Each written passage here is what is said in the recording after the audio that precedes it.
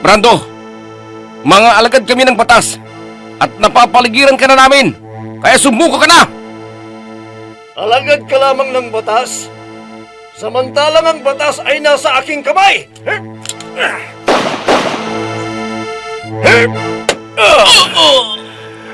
Nagkamali ka ng binangga, kaya katapusan mo na ngayon! Cardo! Anong ginagawa mo dito, Sofia? Ano man ang pinaplano mong gawin laban kay Nathan, parang awa mo na. Huwag mo nang ituloy. Anong ibig mong sabihin? Nalalaman mo ba yung sinasabi mo?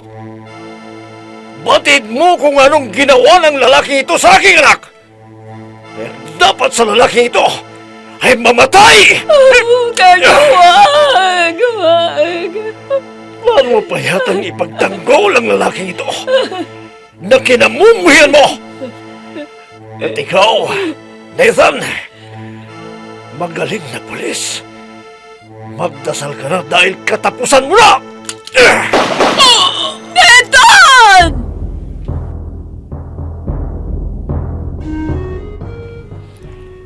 Batas sa aking kamay! Kwento ng paghiganti na bunsod na galit at pagkamuhi nang walang sapat na dahilan sa pagkakamali ng kahapon. Batas sa aking kamay! Mula sa panulat ni Andrea Solar at sa direksyon ni Jun Cabato.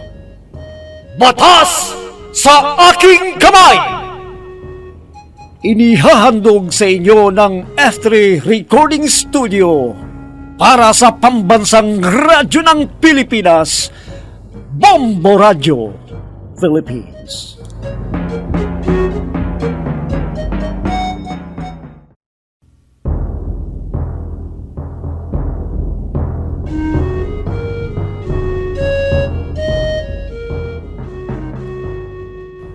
At ngayon mga kaibigan, narito ang pagpapatuloy ng ating dulang pinamagatang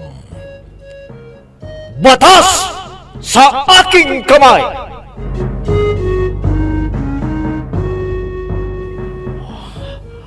Paano naging abuga si Brandon? Umayaw na siya. Nag-away pa nga kaming dalawa noon. Nagpagpipilitan ko yung magpatuloy niya ang kanyang pag-aaral. Tapos ngayon, graduate na siya ng abogacía.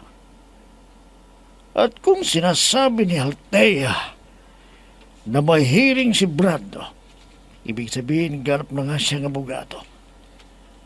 Pero paanong nangyari yun? Kailangang malaman ko kung totoong abogado na nga si Brando. May tumatawag. Si Althea pala. Hello, anak. Napatawag ka. Pa, gusto ko lang kasing ipaalala sa inyo na yung nire-recommenda ko sa inyo, may bakante pa po ba? Oo naman, anak. Meron. Ibig mong sabihin, Papa, may bakante na? Hindi lamang bakante, kundi ako mismo ang naghanap ng posisyon para sa kanya. Posisyon na hindi ka na mapapahiya sa kanya. Talaga, Papa? Oo naman. Kilala ko ang nire-recommenda mo, kaya kahit anong oras ay papuntahin mo sa akin para makapagsimula na siya sa kanyang trabaho. Naku, matutuwa nito si Nathan. Maraming salamat sa'yo, Papa, ha? Oy, siyempre Masahan ka naman. talaga. Anak yata kita. Basta ipangako mo sa akin na wala pang maliligaw sa'yo, ha? Oo naman po, Papa. Kaibigan ko lang po yun. Sige. Sabihin mo sa kanya na puntahan ako dito sa presinto para makapagsimula na siya sa kanyang trabaho.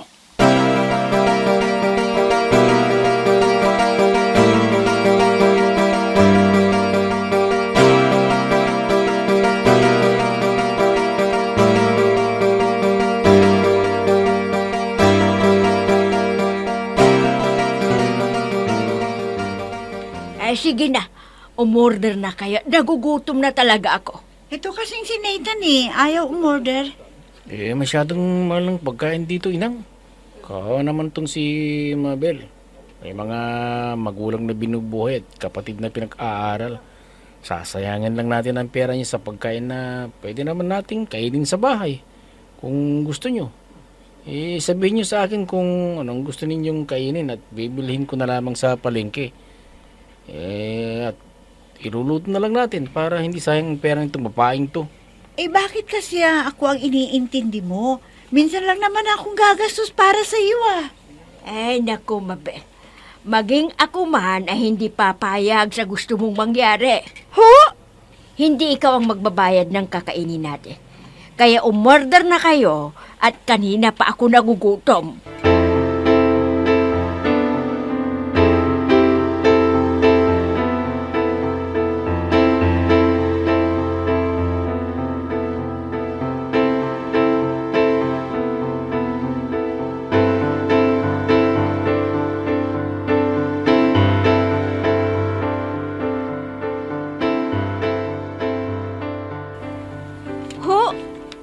Tumawag kayo sa school kung saan nag-aral si Kuya? At tinanong ninyo kung totoong graduate si Kuya? Oo, pero siyempre, hindi ko ipinahalata na hindi ko talaga alam ang graduate na ang kuya mo. Sinabi ko lang na gusto kong malaman ang highest subject ng kuya mo. Anong sabi nila? Yun nga, matatas naman daw yung grades niya. Kaya, hindi katakataka kung naipasa nito ang bar examination. Naipasa ni Kuya Brando ang bar examination? Oo daw. Paano nangyari yun? Hindi ko naman siya pinag-aral. Hindi naman ako nagbigay sa kanya ng pera na pangmatrikula niya. Dahil sinabi nga niya sa akin noon na ayaw na niyang ipagpatuloy ang kanyang pag-aaral. Pero bakit ngayon ay sinasabing graduate na siya ng abogasiya? Pero totoo bang hindi niyo siya pinag-aral ng abogasya, Papa? Hindi nga dahil sinabi nga niyang ayaw na niyang mag-aral. Hindi ba't nag-aaway pa nga kaming dalawa? Dahil pinagpipilitan ko na mag-aral siya. Sinabi niya sa akin na paulit-ulit na tinatamad na siya mag-aral. Oo nga po, Papa. Naalala ko nga po. Umalis pa nga po siya ng bahay nang pinipilit niyo siyang mag-aral Kaya nga, papaano siya nagka-graduate ng abogasiya nang hindi ako nagbibigay sa kanya ng pera? Ibig sabihin, Papa, nag-aral si Kuya Brandon ng pagka-abogasiya nang hindi kayo ang nagpapaaral sa kanya? Oo. Pero bakit?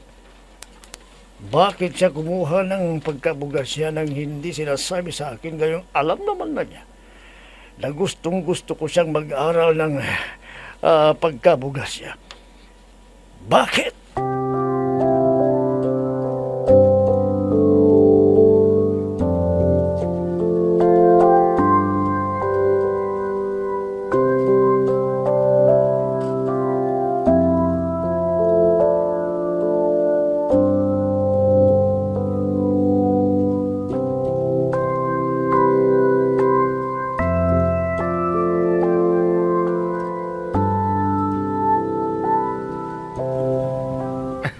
Inang, buong sahod niya yatang nakasaralay sa mga pagkain ito. Siya nga ho naman, Inang. Malamang, buong sahod ninyo ang halaga ng mga pagkain ito. Oo nga ho naman, Inang. Tapos, nag-order pa kayo ng panibago. Marami na nga ho itong pagkain na nasa harapan natin Ano kaya kung bawiin ninyo ang inorder ninyong pagkain? Sa palagay ko, hindi na natin maubos itong in-order nyo. Ang dami-daming pagkain. Hindi na natin kayang ubusin ito, Inang. Siya nga naman ho, Inang. Hindi na ho natin mauubos ang lahat ng ito. Yun na lamang po ang ipaluto ninyo. Kaya bawiin na ninyo yung na-order ninyo para hindi sayang ang pera ninyo. Bakit ko babawiin Na-order ko na. Para hindi ho sayang. Ibigay nyo na lamang sa akin. Pamasahe ko sa paghanap ko ng trabaho. Oh, Inang, nagre-ring ulit ang cellphone ninyo. Siguradong si Ma'am Sungit na naman yan. Siya nga. Hello. Ma'am. Sinasabi ko na nga ba eh. Opo, kumakain na po kami. Sabihin ninyo sa kanya, bukas pa tayo uuwi. Anong bukas pa tayo uuwi ang sinasabi mo dyan? Para mataranta. Tignan mo na nga oh. Kakaumpisa pa nga lang natin kumakain, tumatawag na.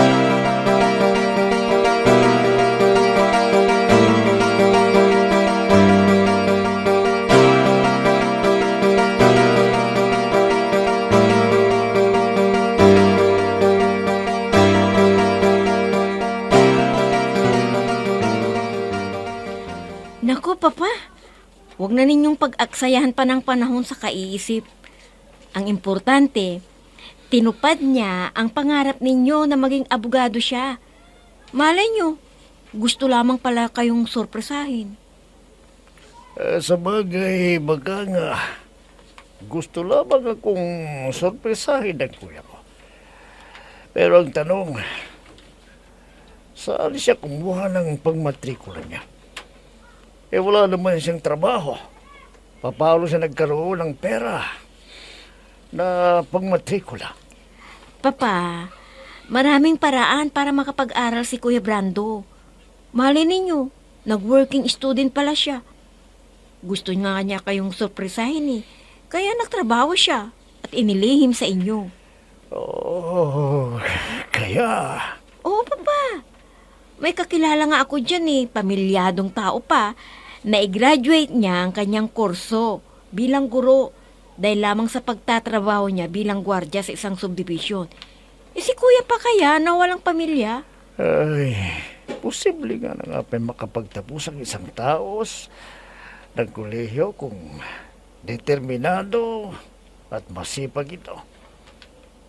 Pero, ang tulad ng Kuya Brando mo na walang inatupag kundi barkada, para yatang imposible na makapagtapos siya ng abogasya.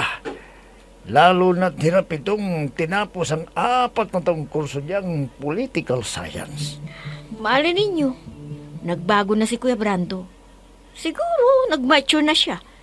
Napag-isip-isip niya marahil na tumatanda na siya. Kaya dapat na niyang seryosuhin ang buhay. Sa bagay, baka nga. Natauhan ng Kuya Brando mo. Pero kailangang makasiguro pa rin ako. Dahil parang imposibleng abogado na si Brando. Tatawagan ko ang kaibigan ko na may kontak sa Supreme Court. Ipapalam ko kung may pangalan nga ba talaga si Brando sa listahan ng mga pasadong abogado.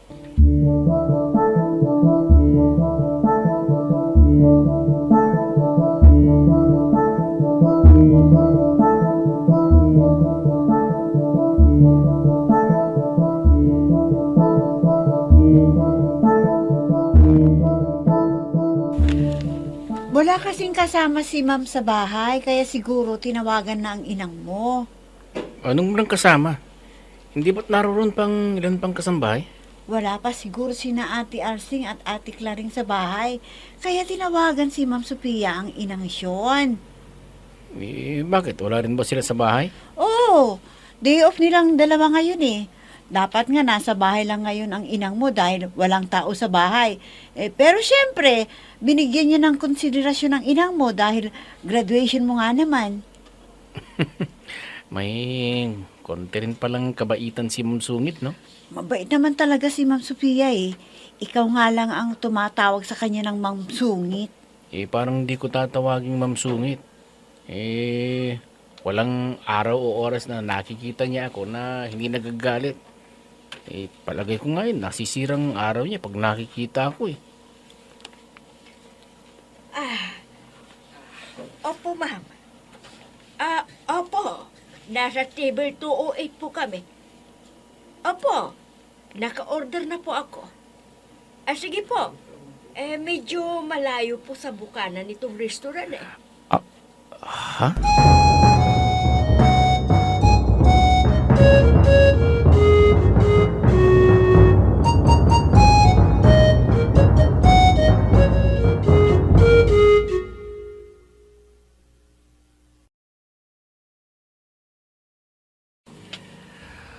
Good morning, attorney. Oh, siyempre naman. Abogado ka eh. Dapat lamang natawagin kitang attorney. Oo na. Hindi na kita tatawagin attorney. May pabor lamang sana kung pagagawa sa'yo kung hindi naman nakakaabala. Alam mo, gusto ko kasing masiguro kung totoo ngang naipasa ng aking anak na si Brando ang balik Sam. Parang hindi ako magkapaniwala.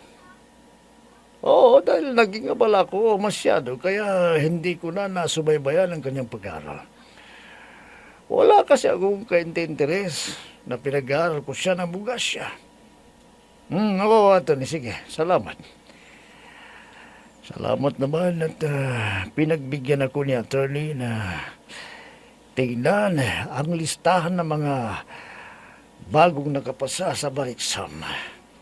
At kung totoo ngang abogado na si Brando, ay magpapaparty ako.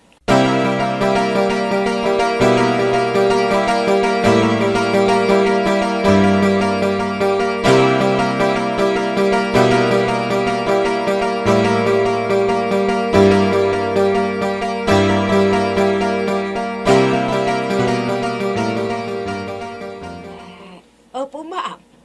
Nakapag-order na po kami. Opo. Sige po. Pakialamera talaga si Ma'am Sungit, no? Pati kinauupuan natin, gusto pang malaman. Oo nga, no? Ano bang pakialam niya kung saan tayo nakaupo? Oo nga. Baka pati pagsubo natin ng pagkain, tatanungin pa. Huwag na si ma'am ang intindihin mo kundi ang pagkain. Napakarami kaya nito. Aabutin tayo ng 5 oras dito bago natin maubos.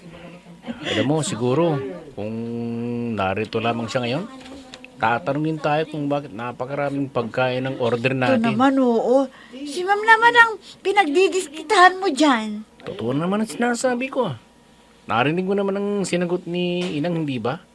Nasa table 208 tayo. Pati kinaroroon natin, tinatanong. Kaya hindi imposible na kung naririto siya, sisitayin niya tayo kung bakit napakarami nating in-order na pagkain. Sobra ka namang exaggerated. Totoo naman ang sinasabi ko. Tingnan mo nga, oh. Kailangan pang magdagdag ng mga waiters ng isa pang lamesa para lamang may mapaglagyan ng iba nating pagkain. Tingnan mo nga kung ilan tayong kakain. Kaya nga, sinasabi ko kay Inang, bawiin na lang niya yung dinagdag niyang order dahil sobra-sobra na sa atin to. Sa bagay, minsan lang naman itong mangyari, graduation mo naman, kaya okay lang na marami. Kailangan lang natin ubusin lahat ng ito para hindi sayang. Ang mabuti pa, ipagpatuloy na natin ang pagkain. Sige na, kain na tayo.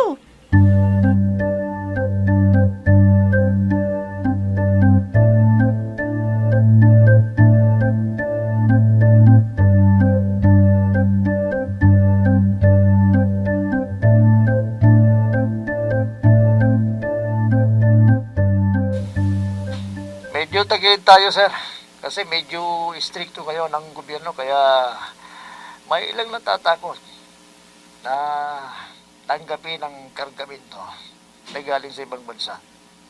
Alam ko, dahil kinontak ako ng isa nating supplier at nabanggit sa akin na medyo mahigpit daw ngayon. Pero huwag kang mag-alala.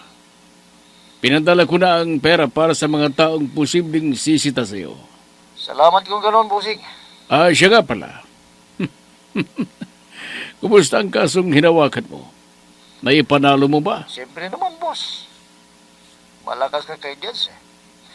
Wala pa ang hearing, alam ko na panalo ang kasong hinahawakan ko. Sabi ko na sa iyo eh. Oh, Brando. Sige, tatawagin kita ulit ha. Basta yung sinabi ko, kagatid mo kahit magkano ang padulas na hihingin nila sa iyo. Lalong-lalo na sa mga kaunin ng custom at pulisya na nataguriang mga bayan ng lipunan. Sino ba yung kausap mo? Ate, ikaw pala. Paano? Tatawagan na lamang kita ulit. Bye. Sino ba yung lagi mong kausap sa telepono, ha? Si Brandon yun, ate. Si Brando? Oo. Ang katiwala ko sa mga negosyo natin sa Pilipinas.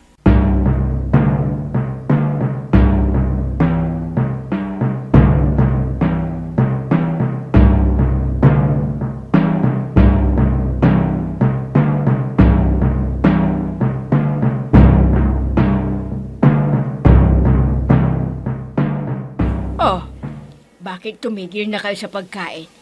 Marami pa tong pagkain, oh. Ipapahingan ko lang ng konti tong tiyan ko, inang. Punong-puno na kasi. Kanina, kunwari ayaw kumain. Nang malamang si Inang ang magbabayad, hindi na mapigil sa panguya. Okay lang na pera ni inang ang mabawasan. Wala naman siyang ibang pinagkakagastusan eh. Kundi ako. Hindi magtatagal masusuro na niya ang pera niya. At matadagdagan pa dahil siyempre bibigyan ko siya. Ganon ba? Kaya ayaw mo ako ang gumastos. Oo naman. May mga magulang ka pang pinagkakagastusan. At mga kapatid mong pinagpapaaral mo. Samantalang sinang, wala na. Ako na pinagkagastusan niya tapos na ng pag-aaral. Kaya wala nang problema si Inang. Samantalang ikaw, marami pa. Hindi ba, Inang? Ay, oo. Ay, siya nga pala, Nathan. Ngayong tapos ka na ng kuleho, anong plano mo? Magtatrabaho na ako, Inang.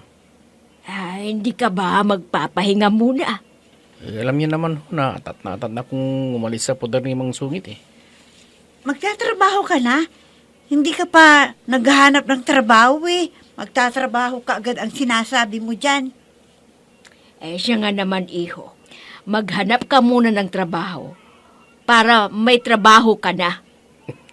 Inang, bago pa man dumating final exam namin, ay may trabaho na ako. Ha? Inirekomenda ako ng isa kong kaklase sa presinto at graduation ko lamang hinihintay para ako'y makapagsimula ng trabaho. Inirekomenda ka ng kaklase mo sa isang presinto? Ibig mong sabihin ay pulis na ang kaibigan mo? Hindi siyang pulis kundi ang kanyang papaang pulis. Ano?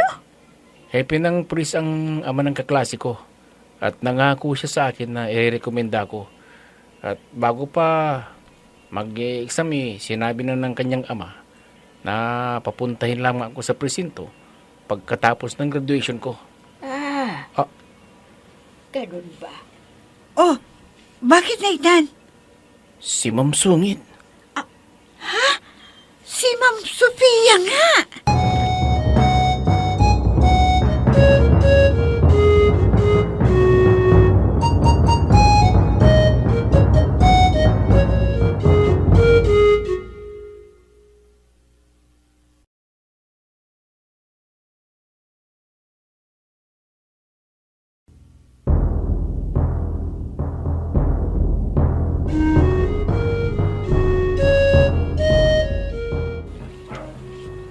Ano kaya ang mangyayari sa tagpong yun? Mga kaibigan, huwag ninyong kaligtaang subaybayan ang pagpapatuloy ng ating dulang pinamagata. Batas sa aking kamay! Mga nagbibigay buhay, sina Amid Diaz, Mayra Abrihal Narnola, Eva Alcoreza, June Cabato, Robert D. Guzman, Oscar Ora, mula sa panulat ni Andrea Solar at sa direksyon ni June Cabato. Technical supervision at sa musika ni Oscar Ora. Batas sa aking kamay! Inihahandog sa inyo ng F3 Recording Studio para sa pambansang radyo ng Pilipinas, Bombo Radio Philippines.